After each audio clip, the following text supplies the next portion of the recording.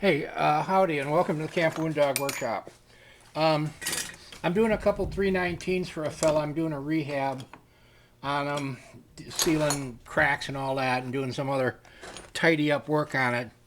And the devil is in the details. The filler cap on this one, somebody had previously nickel plated it, and they did a pretty good job of nickel plating, but they missed a couple of really important things. You know, there's a lead seal around the bottom here, and that lead seal has to be soft so when you screw it in, it makes the seal. They didn't protect that lead, and it got nickel plated too, and nickel is hard and it won't seal. So I had to come in with my little Dremel tool and carefully buzz off all that nickel. And you know, with this, it did not give me a machine type surface on it. So I had to put this in the font and crank it down. I buttered it with Vaseline so it would slide. And after about 6 good and loosen it up, I got the lead seal where it's supposed to be. These are called 5-piece caps as opposed to the more modern 2-piece caps. The reason it's a 5-piece cap is you got the hex nut, the big hex nut, and then there's a little, where's my pointer? There's another little hex nut in here.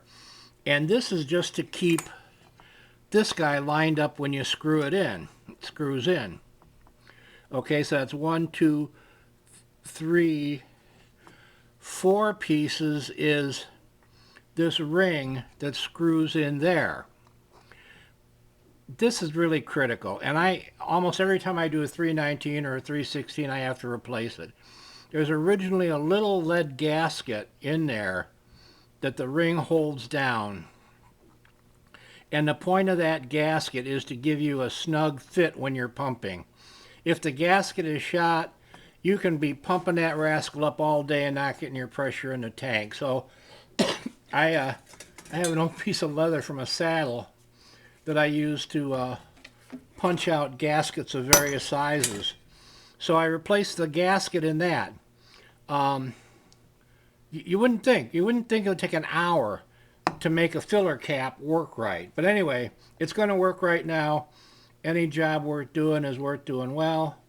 And I could use a rubber gasket material in there, but I like to stick with the original leather. That's the way they did it 110 years ago. All right, thanks for stopping by Camp Wound Dog Workshop. I got to pump this guy up and do a test fire. All right, I'm out of here. Goodbye.